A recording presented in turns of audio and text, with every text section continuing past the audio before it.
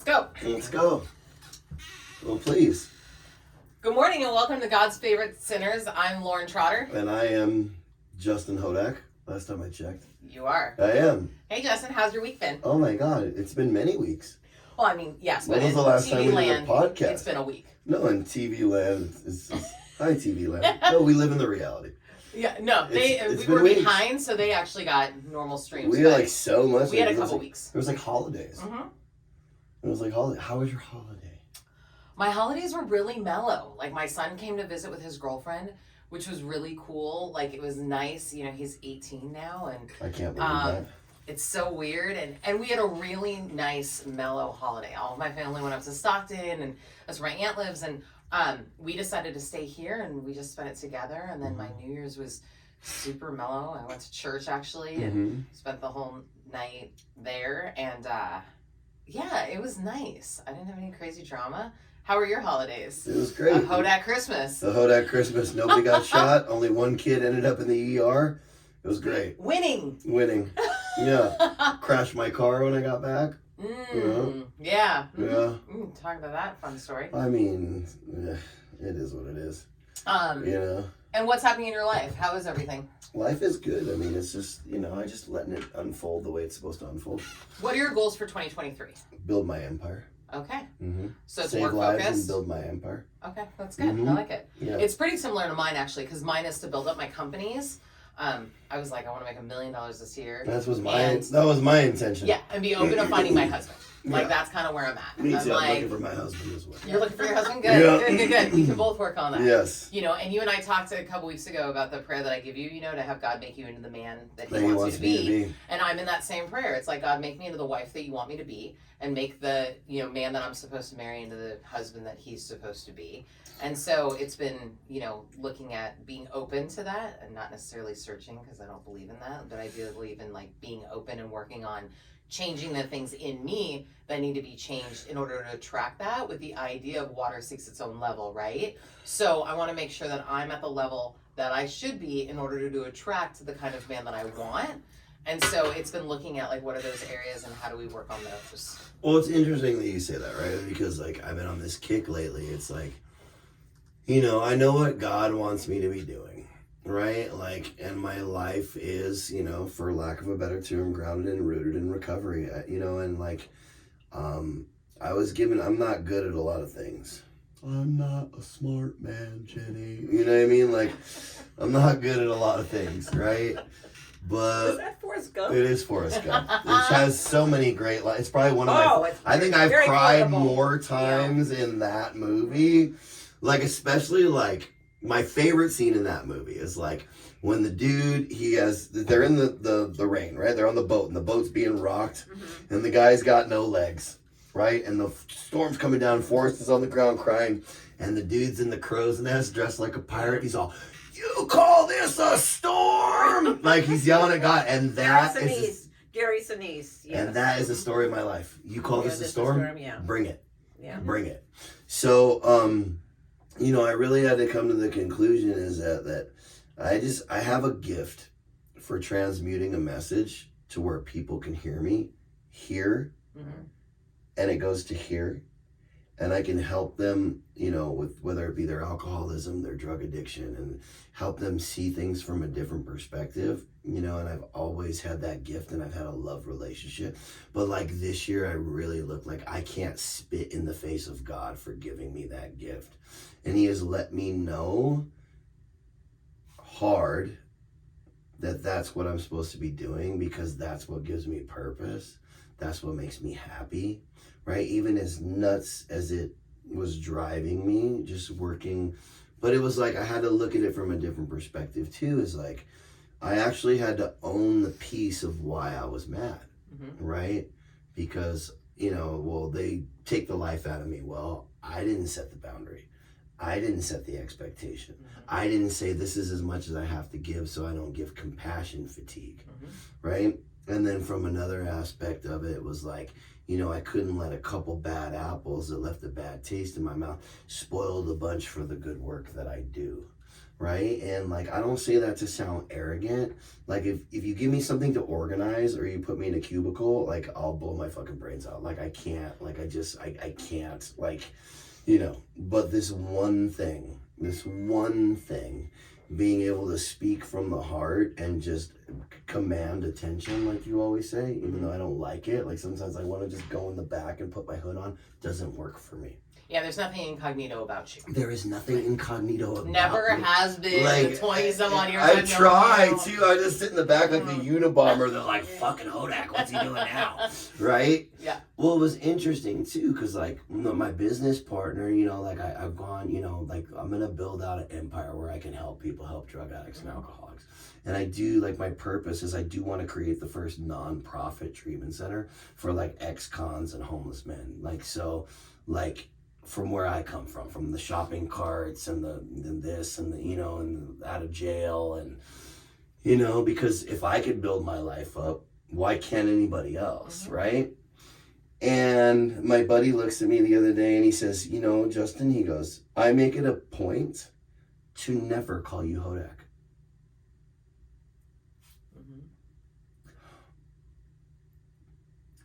Dude, he goes, I don't see you like that. So on that though, because we talk about this a lot, like Justin very much has two different personalities, like, in some ways, and there's Justin who's extremely sensitive and loving and kind, and like he's the person that all of us really fall in love with, like Justin's closest friends. That's the person that we love. And then there's Hodak, who's, flashy and like can be a little arrogant and cocky, and and is very robust and in a lot of ways. But it's like it's a caricature of the man that he really is, and so it does speak volumes to that, and going back, I just wanted to say really quick, because I was thinking about it also about that boundaries thing. What I was thinking is, like, nobody can make us feel anything, right? And nobody can take anything from us. We have to give those things. And like working in certain types of fields can be extremely exhausting and time consuming. And I know even for me, like when I had the construction companies, I used to work those like 14-hour days and all of that. And it would like run me crazy, but like I chose that, right? And so there's a choice in that. And even like with the Hodak and Justin thing, right? It's like, that's what you and I have been talking about a lot, is that coming into the Justin side, and like, and you're always going to be Hodak, but it's interesting to have someone else say that to you. Well, it was funny, like New Year's Eve, right? Mm-hmm. New Year's Eve, I was flooded with text messages. Hey, I just want to appreciate, you helped us a long time ago and thank you. Like, I got my daughter back thanks to you. Or, hey, I got my son back thanks to you. It was that one thing that you said that changed it. Ain't nobody go, hey, man, thank you for that bag of weed you sold me back in 1986. Right. Nobody, like, none of, like, that industry, like, thanked me. You know what I mean? But it was like this, this other thing that I do, like the mothers and the wives and the, hey, I just want to let you know that so-and-so's doing great. He had been to countless treatment centers, but there was something that you said that really, it stuck this time, and I have my husband back, or I have my daughter back. And, like it was just text message after text message after text message. I'm like, okay, God, I get it. Well, and I think it's also like our purpose comes into alignment when we realize that all of the pain and the suffering and stuff that we went through for all these years is actually what we need to go through to now help people. It's interesting. My aunt called me this morning and she was like, I just want to thank you for like what you're doing, because I got asked to speak on this women's conference, and so I've started to like up my social media and stuff because it's all connected to it and whatever. And which is cool, but she was like, this is what you're called to do. Like, it is. Like, my calling in life is to use all of the pain and suffering and trauma and all the stuff that I went through, to use that as a testimony of what God has done in my life and how every experience that I've gone through have made me who I am today. Like, I have no regret and no shame and no guilt about my past. And there is, I'm taking some heat from some people around me being honest and open about my life. And I'm all right with that, because it's not about other people, right? It's about me helping people, right? And so if it makes other people uncomfortable, it's going to make other people uncomfortable. But this is my life, right? And every experience that I have gone through has made me into the woman who I am sitting right here on this couch. And I love her, right? And I am absolutely where I'm supposed to be in life. And I wouldn't be where I am if even one of those little things didn't happen. And the fact that today we get to use those experiences to help people, that's the greatest gift that I could ever ask for. So I did have a funny experience, right? And this kind of ties into that, right? Because like at this point in time, in this juncture, like where I'm at with my life and who I know what I'm doing, I'm of service, I got this, I'm helping people, I'm trying to build, right? And I'm like in this space where, people want me around, and like, they want me to talk and they want me to do all this, right? So, as compared to like, a while ago, I was so worried, like when the codependency, like what you thought of me, right? Yeah. So I was doing some recovery work and I had to I told you about this, right? Like I had to make that amends letter, right? And it was sincere and it was articulate. Mm-hmm. And it was accountable. It was vulnerable. It was like transparent. It was super honest. So I sent it out and I didn't expect to get anything in return. And like 2 weeks later, I wake up. It's New Year's Eve morning. And I wake up to the best response to an amends letter that I think I've ever sent. It said, "Dear Justin, fuck you." Okay. If you're doing this for AA, you're doing it and she misspelled it AAA because she's an alcoholic, right? Like it's from a selfish perspective. Don't ever contact me again. Now, a while ago, I probably would have freaked out, right? Because I need to prove to you how good of a guy I am and yada, yada, yada. And, it reminds me of like my father always telling me you're a stupid fucking piece of shit. I'm like, no, but I'm good. I'm good. And trying to like overcompensate and replaying that pattern throughout my life and throwing myself on the sword to try to prove that I'm this decent human being, which I am inside. Like, I know, I'm a man. at the end of the day, I still suffer from sin and sometimes different motives, but I'm not a bad person, mm-hmm. And I looked at it and the first, all I could do was laugh. I started laughing and I was just like, and that's her, she's mad at a person that doesn't exist anymore. And that's okay. And she's allowed to hold on to that experience. And I actually felt bad for her because when you harbor resentment like that towards a person and not willing to get past it, you're only keeping yourself up on the pillow at night, right? We don't forgive people for them. Right. We forgive people for us.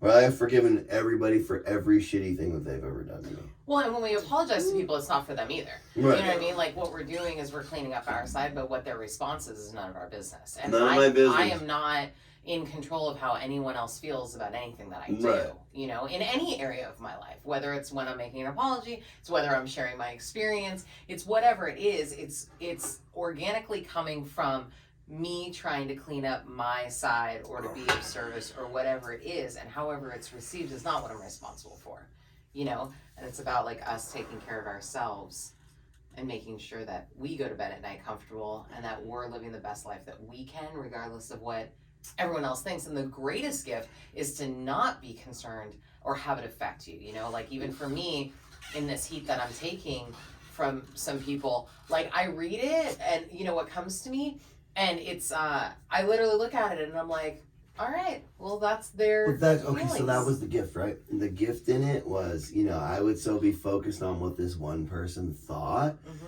right? But the gift in it is that I can now share that story, and it's a funny fucking story, right? Especially when I set it up, right? You know what I mean? If I'm speaking and telling that story.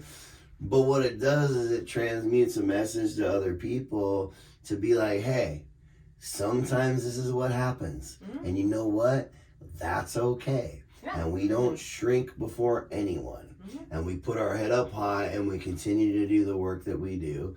And eventually maybe this person will see it from a different perspective, or eventually they won't. And you want to know what? The person, that's okay. You don't get the person that's here today. No, and we're living our lives for the person that we are and the lives that we want. Because they're our lives to do with as we want. Right. And I always say, I'm the only person at night going to bed with myself. Doesn't matter who's next to me. Oh, I've slept like a baby ever since. All that matters is that. And there's something so powerful and amazing about when we let go of being so concerned about what everyone else thinks of us. Let and go we and let really, God. Totally. And we really lean into knowing who we are in God's eyes and who we are in ourselves. And like when I started liking the woman that I am, whether you like the woman that I am no longer had any bearing in my life. Well, and that's the thing too. Like I was talking with an ex-girlfriend of mine the other day. We checked in, and you know she's married now and everything. But I was telling her, you know, kind of like this transformation, and she was like, Justin, she goes, "That's just you, though. Mm-hmm. Like you walk into a room and you command a presence, and when you speak, it's powerful. People listen, mm-hmm. like whether it's good or whether it's bad. Mm-hmm. So what do you want to do?" Totally. And I was like, you know what? Thank you for saying that. It's true. Thank you for saying that. Like, and it's like, you don't want to you don't want to think it like when I think of myself like that, I almost think that it's arrogant, right? But it's like, when is it arrogant, and when do you just accept who you are and this is what you were given? So what are you gonna do with it, right? Like I don't want to sound arrogant, like, oh yeah, I can walk in, because Hodak would love that. Yes. Hodak would love that. Yeah, I walk into a room and I command the presence. Da, da, da, da. But but it's true, and it's like, and it's not even with like this boisterous activity. It's like, you know, with the voice and with the this and with the this, and you know, it's like, what do you want to do? What do you want? I look myself in the mirror. I'm like, what do you want to do? Do you want to make it all about you, or do you want to make it all about them? Yeah. Because I want to make it all about them, and like, you know, not like all about them in a bad way, but I'm going to make it all about others. That's probably a better way to verbalize it. Right. Like I live my life focused on how I can be of service in all areas of my life, right? And so I'm always there looking at how can I be helpful in whatever situation I'm in, and whether that be work or personal or friends or family or whatever it is, you know, like I help my dad and stuff like that, and I don't do it because I want any recognition for it, right? I do it because that's what I'm called to do. Or when someone calls and asks me for help, I am there to be helpful, and not so much even because I should or anything like that, right? It's because that's naturally what I want to do. And I think it's when that change happens where it's just not about going around even needing to tell anyone. You know, like I always believe that like the biggest gift if you're going to be of service is if you're not telling people, right? And not going around, because then it becomes arrogant. So it's about me just like walking in my life. And the thing is that I no longer do nice things to have that recognition either. It's become like not just like, oh, it becomes second nature. It becomes just who I am. Like I just naturally look at like what can I bring or how can I be helpful instead of like what I can take, because I was such a taker for so long, because I was so insecure and so broken that like I needed so much to be comfortable that all had to come from outside sources. And when I stopped going to outside things and people and stuff to make myself comfortable, and I really went to like myself and my connection with God of whatever that is, like that's where that went away. And it removed this idea of like, I'm doing things to feel better, or I'm doing things to not be uncomfortable in my own skin. It's like, I'm just doing these things because they are just who I am now. And I'm not doing them because I actually need anything out of these people or things anymore. I'm doing them because that's what I want to do, and that would be helpful, right? Like I'm just living my life this way. And it's amazing what happens when you stop needing to do that to make yourself comfortable, right? I don't need anything. I don't have any reason to do it because it's just what's on my heart to do. It's not because I need to, you know, there's a lot of people, you know, like when you get into recovery, there's a lot of like doing things to get out of self, right? And so there's like things, but in a lot of ways, it's actually an avoidant behavior, right? Because basically what happens is you have a feeling and you like go do something, and you have a feeling, and you know, go to a meeting, you have a feeling, you make a phone call and you have a feeling. And then over the course of time, like as I got healthier, I proceeded to not have to do anything besides allow them to wash through me. You know, I've talked about my breakup, and I was talking about it the other day actually, and the biggest blessing of that breakup, which destroyed me. I mean, it was the most painful breakup I've ever gone through, but I never once acted out or tried to avoid the feelings. Like I really, for almost 2 years, do you know what I mean? I would let them just wash over me. and sit in them, and I would write and I would pray and stuff like that. But I wasn't out sleeping with a bunch of dudes, which is my go-to. You know, I wasn't eating a bunch of food. I wasn't like crazy exercising. I wasn't like out all hours of the night. I wasn't like avoiding being at home. I wasn't like needing to be surrounded by nonstop people. And like those have always been my go-to, because it's that avoidant, like just keep going, and it'll go away. Like if I just keep doing things, and I say it all the time, if you don't process your feelings, they will process you. Do you know what I mean? And so take care of your problems, or your problems will take care of you. Yeah, and so it's like that, allowing those feelings to come through us and allowing that healing process to happen and allowing things to just flow. And what ends up happening is, like, through the course of time, I think the healthier we get and the more we clean out all of that stuff, there is something organic that happens where, you know, eventually it lifts and it changes, and there's good days and there's bad days and whatever. But it's like in that, we get to just walk and be comfortable. And when you don't need to go to external things to find that comfort, and I can find it in myself and I can find it with my connection with God, like there is a peace that comes over us that makes it where what people think or what people do no longer affects my comfort and my serenity. I agree. You know? With that being said. With that. Hi. This is Tina. This is Tina. Hi, Tina. Bodily. Welcome to God's Favorite Sinners. Oh my gosh, and so I feel very comfortable. Oh, good. Very good. Yes, I'm a sinner. That's the vulnerability. Yeah. She said, yes, I'm a sinner. Great. You fit right in. All of us are. Yeah, I think, may I say, because I'm from radio, I had a radio show several years on KRLA 870 AM called Tina Talk. Mm-hmm. First of all, it was Tina Talk, Girl Talk Radio. Then it was Tina Talk Weekly, Women's Weekly magazine. Mm-hmm. But anyway, that was hilarious. And we had a great listening audience, and people would call in, so it was very cool. May I just say, though, now I'm feeling like I'm the interviewer again. Here comes Tina Talk. You're talking to Tina. We've got a caller on line 1. You're talking. You sound like I can totally hear you coming through the speakers right now. It was very, very fun. I love it. But what's interesting, just being in your presence is such a testimony to you working the program, to you being both a huge witness. What I love hearing is someone that is comfortable in their own skin, that wants to give back. I come back to that theory, yes, your cup runneth over. It's like, I feel so grateful. God has been so amazingly good and generous that I've got to give back. I want to give back. I feel better giving back. Yeah.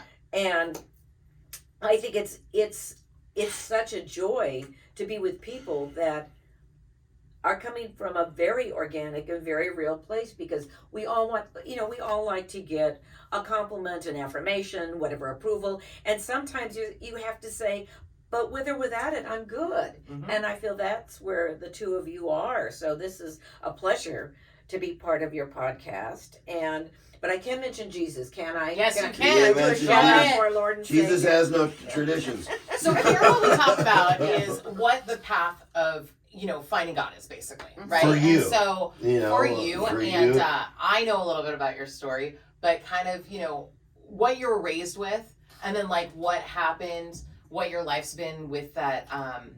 You are a Christian. We have Christian and non-Christians on our podcast, right? And you are. So it's like what that walk has been like. Most people, some people are raised in the church. Some people are not. Some people go different ways. When Justin and I first started this, a big thing was that searching, right? Like all of us have this searching that we have from childhood, right? And it goes back to a page in a book that we're all familiar with. Like the guy says, we're all born with this concept of God, right? Like we all are, no matter what. Like if as long as you're not a sociopath, you know what I mean? Like there's something, like which came first, the universe. So it's just like in your internal thing, like what has always been your concept, and how were you raised, and where the path, and where did you notice God taking turns in your life, which makes you the woman you are today? Oh, such a good question. It's loaded. It's not a one-word answer. It's loaded. Yeah. So how were you raised? Yeah, I really had an idyllic childhood. I had an incredibly loving, wonderful father, a mother that was, but being raised in the church and being raised with, I have one sibling, my older brother, who constantly. Christian church? Actually, oh yes, absolutely. Okay. Presbyterian. Okay. Yeah, go Presbyterians, yay. And, because we believe everything in moderation. Okay. It's not too much to go Miss Tina has been a member of my church for like over 40 years. Yes. Okay. I'm not even 40 yet. So. I love that. Exactly. Yeah, I was going to say, how did you pull that off when you're not even amazing. 36? Yeah. Yeah. So, I like him even better now. He's charming. He's charming. He's definitely charming. Yeah. That's why the girls like him. That's right. And the boys. And the face. Oh my God. Here I am. Getting all You're so cute. Unclean thoughts. Okay, let's move forward. Oh, here we That's go. all right. And back to And God. sitting. Okay. And sitting. Welcome. You fit right in. Yes. Well, what's great is that being raised in the church, my father actually was Catholic. My mother's Presbyterian. She said to my father, "We're getting married, but I'm going to have the kids. We will never turn them over to the Catholic Church. Ever." And my father had to even give up sacraments because it was back in the day, and which I didn't know then. What I know now, and what my father sacrificed for his kids was huge. But as time goes by, you really see that I had all these aunts and uncles and these cousins, because on the Russek side or the Craig side, I was surrounded by love and affirmation. The Russek side were dancers, Spanish and flamenco. The Craig sides were engineers and authors. And, I felt that I had sort of the best of all worlds. And when my mother said, "Oh, Tina can sing. Well, when we have family get-togethers, Tina's going to sing." I went, okay. And it was sort of this evolution of, if things went wrong, you picked yourself up again and you just said, "I'm moving forward." And I said, "I don't want to go to college. I don't need a degree. I'm going to be an artist. I'm going to be an entertainer." And my parents, where my brother said, "I'm going to college. I want to be an engineer, a aerospace engineer," and he was, and he flew a rocket ship. And I would refer to him. Flew a rocket ship? A rocket ship, like. That's pretty fucking impressive. I know, it was like, and I would say, well. Like, I can't even drive a car on certain days. Yes, you can. They're always a Mercedes, so don't tell me I know this now. But anyway, yeah, my brother worked for Lockheed Aerospace, and then it became Lockheed Martin. But anyway, so I said, "Well, I'm not a rocket scientist." He goes, "Sadly, I am." Okay? I went, stop it, because we've had enough of that. But always being the artist and the entertainer, I sort of fell into that, and I loved it. And then when I was further walking with the Lord, this is a perfect story of Tina, the sinner. So I believe, some people believe less is more. I believe more is more. Honestly. So I was dating a married man. I shouldn't have. It was way back in the 90s or something. When it was acceptable. Well, and it was so stupid. It's like, why not? He loved me. I loved him. It was so romantic. So anyway, Chuck, who shall remain nameless, Chuck, so he was supposed to see me that weekend, and he didn't, and I was crying, and I said, well, we were... Chuck, if you're out there, I'm so sorry. I hope your wife doesn't leave you now. Whoops! So long ago. Anyway, so, I'm dead. I'm fucking dead. Chuck, you're fucked. Oh, yeah, and there's only one Chuck out there, right? Right. Wow. Chuck. No, so name, game, we can never confuse Chuck. Chuck, Buck, Fernando. No, we can't do You that. can't do the name game. No, Chuck and Mitch. Okay, You can't do stay it. focused, people. All right, Here we on go. track. Okay, That was great. I have to consider my audience. So excuse me. Your audience So is great. So I was going to meet Chuck. Instead, I was all sad. I lived in Culver City. I thought, I'm going to go to the beach and I'm going to be sad. So I slapped on this crocheted bikini. Like you do. Yeah, and with my little espadrille. I see it all. And I had a little cover up on that was like, why bother, So anyway, I'm at the beach and I'm crying. I'm going, why can't he just leave his wife? And the Lord is going, what are you doing? You are an idiot. I love you, but you stupid girl. So I'm going, you know what? You're right. I'm going to go home. And I just checked the makeup. Is everything in place? Okay, we're good. So I get back in my car and I'm driving down, whether it was Venice or remember back in the day, and I pass this car that's stalled, and it's just 4 lanes, and it's like it's just a side street thing actually. Was it Chuck? It was not Chuck. It was not Chuck. But good. Well, you know. Good question. No, but it was this little woman who was elderly with a death grip on the wheel. And I went, no one is stopping to help that poor woman. The little old lady from And all of a sudden I Pasadena. said, and like the Lord spoke to me like you didn't stop to help her. Hello. So I went around the block. I said, well, if she's still there, Jesus, I'm going to help her out. That's what I'm going to do. She's still there. I park behind her. I get out with the D cup, right? I'm just going to say it, and the crocheted bikini. Right. Fuchsia, so that someone would notice Fuchsia. me. I fucking love her. I know. Oh my I knew you God. would. Yeah. So, and I walk up to the window and I tap on it, and the woman, she rolls down the window, rolls down the window. Yeah. And I said, darling, can I help you? And she says, you are my angel. And I said, I am not an angel, I am a sinner. I said, but I am going to help you out. And these guys are going, can we help you? And I said, you're a little late. You're a little late. Now they want to help. But with the fuchsia. yeah, Fuchsia makes you want to help. So, I mean, I said, okay, I'm going to push you, sweetheart. And she says, I prayed for you. And of course, by that time, I am a blithering idiot. I said, I am not even worthy of hearing his direction. I said, but I'm going to get you out of here. So I like push. How come I've never broke down the side of the road and the girl with the D cups and the fuchsia fucking pulls over to help me? Never fucking happened once. I don't know. I'm praying for the wrong shit. I'm You don't praying need for help the wrong with the shit. tattoos on the face of the body. No, you don't need help. So anyway, so I push her out of the way. I call up my AAA card, right? Not that other. Anyway, AAA, Automobile Club of America. So, and I wait, and they come by and they said, no, I'll sign it off. I said, whatever she needs. And she says, I will never forget you. And I said, nor I will forget you. I said, God bless you. And I thought, well, and so I go home and I'm crying and like, I just suddenly felt this affirmation of God's love. Like, you were at the right place at the right time, and that's exactly why you were supposed to see Chuck, who shall remain nameless, because I wanted you to be there. Fuck you, Chuck. Well, I'll say it for you. No, we could discuss, but that was it. This is now. Nevertheless, never the never. So, I mean, those are moments that I think the Lord has been so kind in saying, I'm going to create something you're not really that comfortable with, but I'm going to get to be glorified, because you are my little, daughter who's out there, serving me. And I know that looking back, even through all of my darkest days, there was always this presence of love that was with me. And like there were different moments that confirmed that there was like love for me from the universe at the time, right? Like even in those darkest moments. Absolutely. And whenever I kind of surrendered whatever it is and like got out of myself, because that's the thing that's so beautiful, is that you noticed her, right? It's like those moments, it's almost like a whisper. I say that all the time, like God speaks in whispers. Yes. And it's that being aware of it, and like in your turmoil, because I know what that feels like. I mean, I had an affair with a married man for over 10 Who years. hasn't? Also. Have you had an affair with a married man? Definitely how had you an roll. affair with a married You know, man. back in the day, Yeah. that's what happened. Yeah. You know, definitely had an affair with a married man. I know that like when you're in those moments though, they're like all consuming.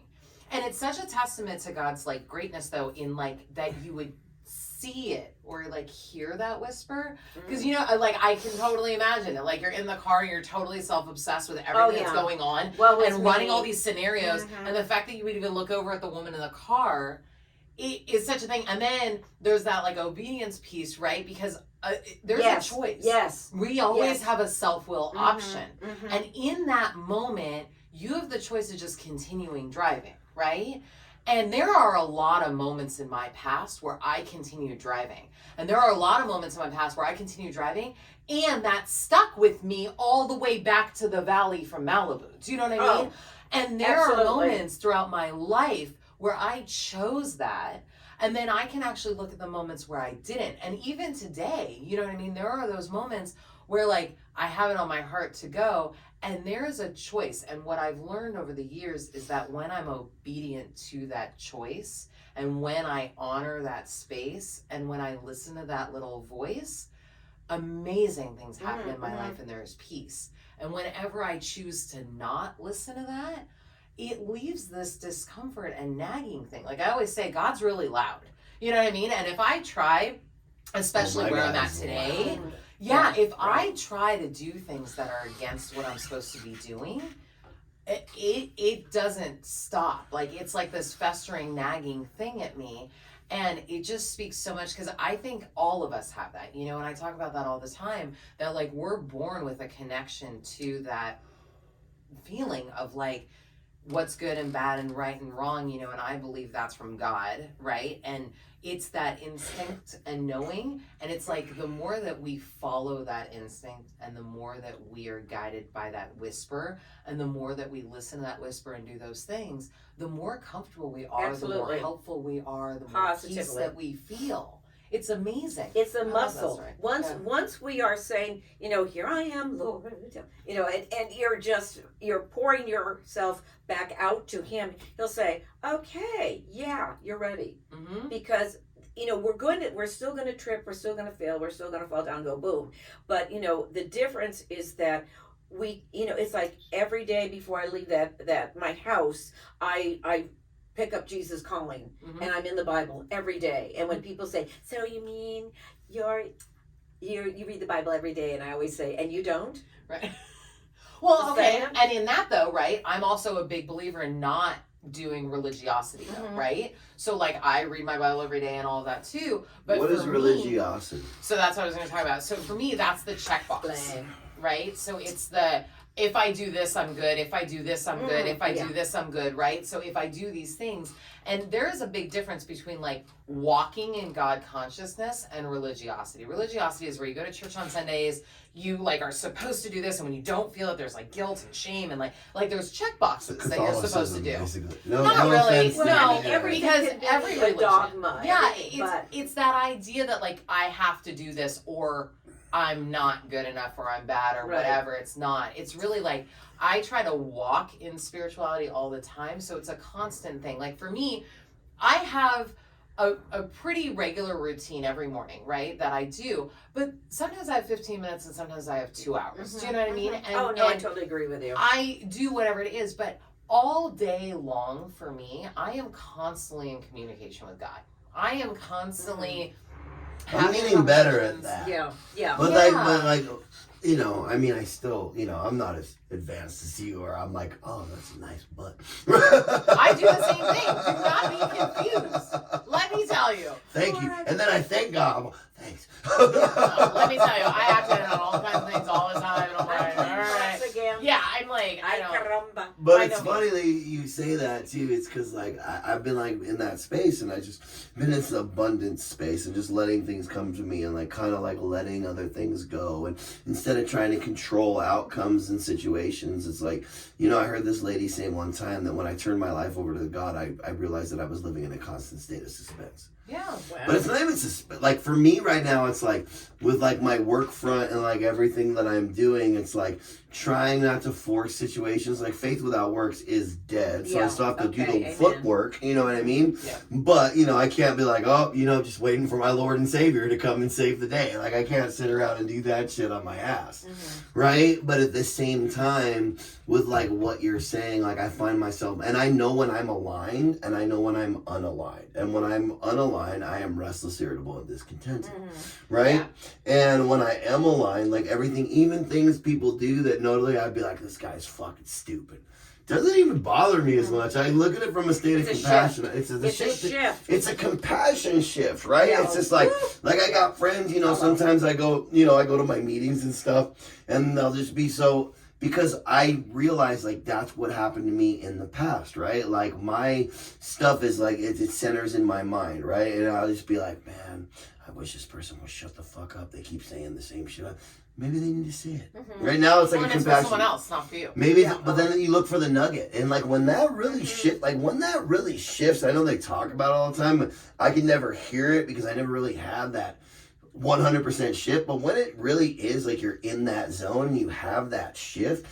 Things are just, I can't even articulate it. Like things are just so much easier, I guess. Yeah, You know what I mean? absolutely. It's kind of like this go with the flow kind of attitude, right? It's go with the flow. It's like, oh, you know, it's good to see you, da da da, and nothing really irks you as much, even with a car accident. That's the power. That's the power. Spirit. When you suddenly say it's okay, I'm not going to let that, you know, get in under my skin, and I don't have to correct, and I don't have to control. You know, it's like like I just said, let go and let God, and I think that's what. Even this is very cathartic. Right. You know what you know. Right. And here's the other thing. You don't know what you don't know. And when you turn to the Lord and say, I am messing this up. Right. And I have to take a minute and get centered and, you know, figure out where this is not working. But you're right. If we're worried about, are we getting the approval? Are we doing the right thing? This is a chance for me to plug my book. Yes, I have a book out there called Perfect Planning for Life, the workbook. Yep. And it is published, and I'm a published author. Oh my God! Yay!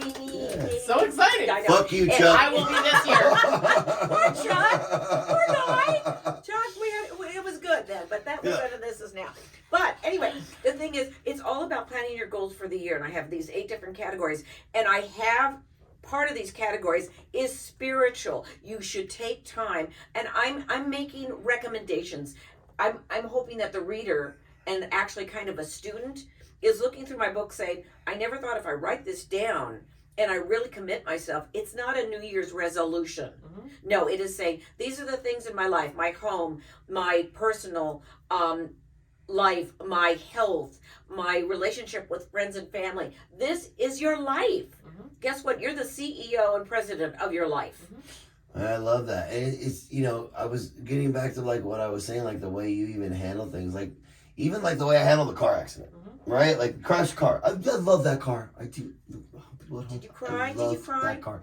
I was hot. No, he was angry. I was hot. I was hot. Okay. And like not as a kid, like I cried when I crashed my '64 Cadillac. I cried. Ow. My ex had to pick me up. I was weeping. You ever seen a grown man weep? Tina, it tears me up. Ugly. Yeah. Ugly, right? You don't cry pretty? No, I wept. When I read my 64, well, it was bad. It was green. It was on white walls. It was a Cadillac, right? And it was fucking bad. When I wrecked that, I wept. This one, like, I was upset. I was more upset about the situation when I called my buddy. He's like, well, he goes, let's go speak. And you want to go speak tonight and bring some joy to some alcoholics? I looked up at God. I was like, all right, cool. Okay. I guess this is what you want me doing. And this has been fucking inconvenient and everything, but I know, like, it's going to work out. Like, I know it's going to work out. Like, I found another one. It's newer. It's got less miles. It's going to be a less payment. So it really doesn't, it's just the bullshit that I got to go through to get there. Yes. But it's like, it's all working out, right? But just the perspective and, like, you know, I could be so attached. Like, you know, you just got to. It's a thing. It's a thing. And again, I say this all the time. Our serenity is a direct result of how much control we think we have. Right. Right? So when we let go of what we think is supposed to happen, and it doesn't mean that we don't have dreams and goals. And I say this all the time to you, because you and I talk about this all the time. Yes, I pray to God for everything that His will is for me and all of that. But I am an active participant in my life. Right? So I make these goals and I make these plans and then I proceed. And let me tell you, if it's not in alignment with God, I will know. Right. You know what I mean? Like people ask all the time, they're like, well, how do I know it's God's will? And I'm like, because when it is, it's smooth and easy. Everything comes together, everything flows, there's no confusion, there's no anxiety, there's no fear. Like, it's just, well, it's funny, like, flows. I keep hearing God say, like, because, you know, I've always been, like, on this chase and da-da-da-da-da. I keep hearing Him say, I think you're ready now. I think you're ready now for the abundance. I think you're ready now for abundance. And you have to level up, right? Like that's the thing I say all the time is that you have to be in a place where God can provide you those things and know that you will be a good steward of them, right? Like God is not going to bless people with tons of money who are totally irresponsible. This month actually I'm doing a financial fast. So I'm doing 1 month of not spending any money. And the only money that I'm spending is on groceries. And it's been interesting. So we're like almost 2 weeks in, right? And what's interesting about it is the way that my focus has shifted. Because I am a person who spends money every day.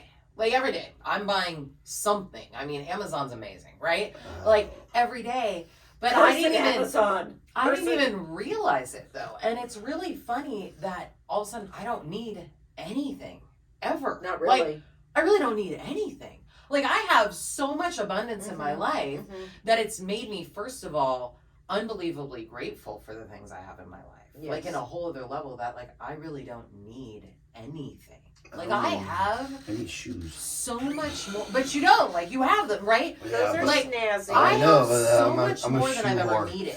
And so am I. I got like over 100 pairs of shoes. I have 163. So damn, you got me beat. But it's so interesting, though, how that shift happens. Like, that was what's so interesting, is that when I stopped, first of all, there's nothing uncomfortable about it or concerning about it. And it's so interesting how we live in this life of like consumerism in every area of our life. Like, everything is getting quickly. Right. I'm buying a new car today. I'm just waiting on the call from my banker. I'm just like, all right. Exactly. And it's can we just have a moment of silence 20 years later? I'm waiting on a call from my banker. Yes. Oh, woo! Yes. But it's living in that present, right? Yeah, thank you. And it's like, how do we live in where we are, and how do we be grateful for where we are, and how do we keep growing towards the things that we want? And in that, like, same as what I was talking about in the beginning, right? If we're praying to be the woman that God wants me to be, if I'm praying for the man to be, that God wants you to be, the reason we're praying those things is so that we can get to the place that we need to be, so we can get all of the things that we want. Well, it's interesting, too, when you start saying those prayers and you're sincere, the things that start happening to you around you, you're just like, wait, what the fuck? They're like, you said it, stupid. You said it. You were the one that asked for it. You didn't say how. You just threw out a statement. Yep. Let me do my work.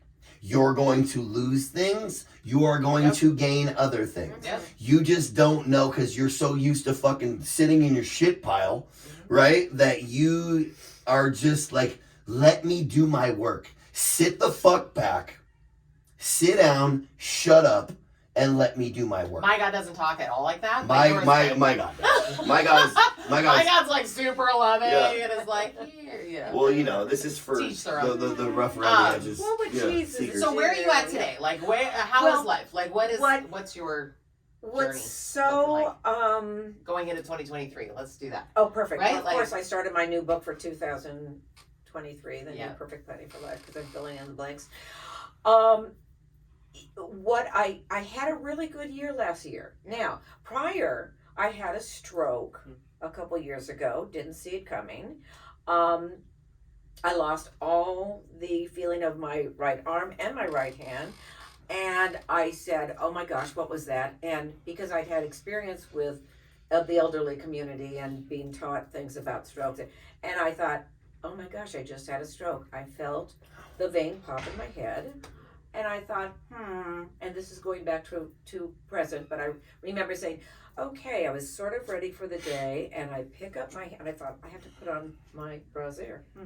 I need two hands to do that. So I said, was it by the way, it's double, no, it was, but it's a double D, my damn. Anyways, I'm saying, look, you're with me or you're against me. So we have to put on a brassiere. Okay, in the name of Jesus, you are coming. What is your problem? Oh my God, literally. Yeah, and I'm going, all right, so Lord Jesus, in the name of your precious son, you are the great physician. I'm claiming a victory over this. And I started doing my own physical therapy, and it slowly came back. Called up my girlfriend who's a nurse, and she says, you just had a stroke. We're taking you to Kaiser. 3 days later, I'm still in Kaiser, an intensive care unit, and I'm witnessing. I said, the Lord saved me with my hand. Yes. Can I talk to a doctor right now? And the thing is, to be in this position at my age, in extremely good health. Why? But I had to glorify him. I had to give him glory. And I could witness, and I finally came home, and life changed dramatically. But I gotta tell you, it had a huge purpose. And Bel Air, our church, we go to Bel Air Presbyterian Church. Yay, Bel Air Presbyterian. Hello. On Mulholland Drive. And it was one of those moments where my church, and I've been there for so long, surrounded me with prayers and support and love. And I thought, someone else would be paralyzed forever. Someone else would have not had the wherewithal to get to a hospital and said, I'm okay now. So I'm coming from a place of such an attitude of gratitude to just say there is so much joy in life right now. Are things crazy? Yes, you can choose to accept it or be part of the solution or come from a place of joy every day. Mm-hmm. And if that's your word of the year, joy, or tenacity, whatever your word of that year is, if that goes before you, things are going to change dramatically. But like the two of you saying, with your prayer life, with your witness, with sharing your story, people can be in their pity party chair forever. Mm-hmm. And it's like, oh, this is getting so old. There's 5 women that are no longer in my life because they're anger. It's so funny. I was literally just going to say that. Is like, I feel bad like having to cut people out of my life. But like, if you like toxicity, gossip, slander, like if you don't want to like get with the program, like I'm here to elevate. Right. Like, and I went into this 30-day program one time. It was really trauma based, right? And they were talking about like, you know, just relationships in general. If if one person is climbing up and the other one is holding onto their back, they're going to pull you down. Like you have to remove yourself from those relationships. And it's sad because, you know, from a God state of consciousness, like you want everybody to do it, but some people just aren't ready. Like I have to accept it even with family members and with friends. Is like, it's true. They all have their own journey. They have their own God. Mm-hmm. When I was in that space, I was dragging others down and they were able to elevate. Mm-hmm. And I look back at that now, like I have no resentment towards those people because that's what they did. But even now, like, you know, people will be like, call me, and I'll be like, I know what that, because you're an emotional fucking vampire at that, and you suck the life out of me. It's not. I don't have unhealthy people in my life, so a big thing for me. So, okay, this is a good question, right? Hold that thought. Yeah. Hold that thought, because this is a good question on like what we do here, right? Like, so we're supposed to come to things from love and from God and from non-judgment and from this, and we're supposed to love everyone, but then the human side of us is like, well, I gotta dip this motherfucker. Like, where's the fine line between Oh, that's easy for me. Easy. All right. Because for me, I love everyone. Right. I love some people from a distance. Yeah. God bless you, but God bless you. But I get to choose who I have in my life. Yeah. And I also get to choose in what capacity they're in my life. Right. Mm-hmm. So really unhealthy people are the people who I might have a conversation with. You know, I'll answer if they call. There are certain people who I'm like, I've got 10 minutes, and literally at 10 minutes, I'm like, oh, I gotta go. Mm-hmm. Do you know what I mean? Because I always want to be available. Yeah, and I always want to be loving and kind. I also discern who I go to with my stuff. Oh my goodness. I don't go to unhealthy people for anything. Mm-hmm. I mean, dude, we talked about this the other day. I had to cut somebody out of my life that's just like, they're just so, I don't want to say they're ignorant, they're just so stubborn. Yeah. And like I share things with them and they share it, like, and it's supposed to be meant to be private, right? Right, but so I'm not changing. I'm just like. But you're in fault if you go to I'm in fault. Because it's always about me and my safety. And I love that person to the core, and they've showed up for me in a capacity that's like different, but it's like, you know. So here's the thing though about you. You're very black and white. So you a lot of times have a tendency to go to you're clipped or you're in. I don't live in that space. Everybody is just who they are. Yeah. I am the only person who can control my comfort. Right. So like when I went and did all of my trauma therapy years ago. My grandmother. You're clipped or you're you go fuck yourself. Right? Yeah. Like fuck. And like my grandma was the shit. She was the shit. When I did she was a gangster. When I did all of my trauma stuff though, I came out of that knowing that I got to choose who's in my life. Right. And I got to choose what capacity they're in my life.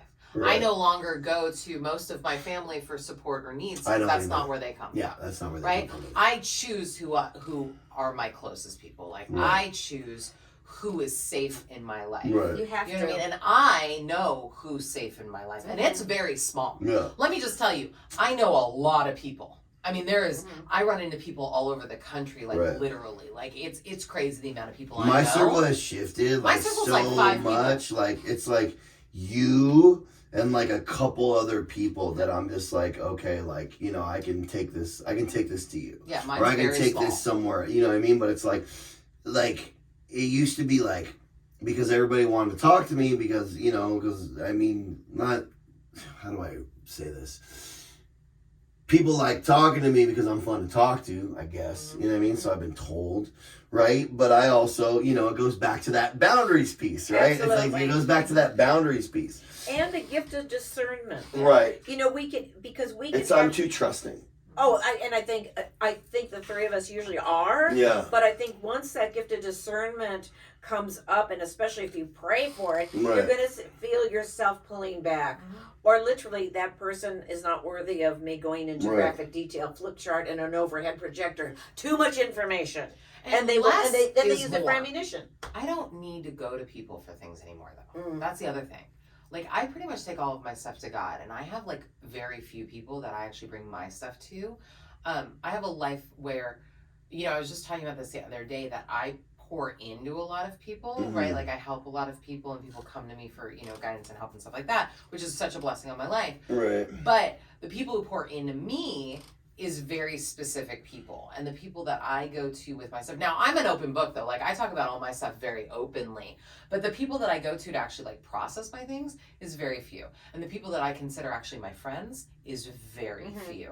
And those Tight are, like, circle. my closest, and I am a big believer in that. I'm not into, like, quantity of friends. I'm really into the quality of the relationships that I have. And today, my closest people are very few, and they are the people that I know I can trust with absolutely everything, and I can't most people. And so that's the whole thing. And I don't have the clip, like, people aren't either in my life or not, like, that's not even a thing for me. I really am, like, everyone I just care about, you know what I mean, and I'll be there, but I get to choose how much time people get, and my time is valuable, and all of us get 24 hours in a day, and we don't get any more or any less, right? So my time has value, and so I don't waste my time. So people who are emotional, like, drainage, right, and those people who, like, suck on, I will still answer my phone, but it's going to be when it's convenient for me. It's going to be when I have that time, and it will be with a time limit. Do you know what I mean? I got 15 minutes, and literally at 15 minutes, I'm like, oh, I gotta go. And then that way I feel like I'm doing my part and I'm being available, but it's within the comforts of what works for me. So. But I think that's exactly what makes life work. If we have to be that perfect person for everyone at every time, we're going to be exhausted and we're not going to be happy. But I think once you are in a healthy position, in an adult position, and you can. Why does that dog look so familiar? What's that fun? Squirrel. And back to the thing. I'm sorry. Random dog outside. I know. Random dog outside. Very squirrel. Folks. I apologize. Cute animals. We have to have that ability to, take a breath before we just jump into it. I mean, I'm this jump in, I have my 2 cents to share, and it's fascinating. It always is. It always will be. Suddenly it's like, I'm not quite so chatty, Kathy. Yeah, and I think that there's a big gift in listening more than talking. I am a big believer in I answer questions when I'm asked. I don't offer advice unless asked. I don't go into things, it's funny because I do have a platform where I get to, talk to people and stuff like that. But generally in my life, I'm very quiet. Like, I have become quite the wallflower. I go to things and I like to stand back and watch and not really be a part of. Because I'm super comfortable in my own skin and I don't need to be, pouring into things unless I'm asked. So if you ask me a question, I answer it. But otherwise, I'm pretty quiet and incognito and kind of just going about my life because I don't need anything from other people. Everything that I get from God and, like, my really close people. Outside of that, I don't need much. So with that, I think we've hit time. I think we've hit time. So thank you, Tina, for being here. Thank you so much for being here. Awesome. That was so wonderful. Pleasure. I hope everyone has a great day. See you later. Bye. Hasta la vista. Baby.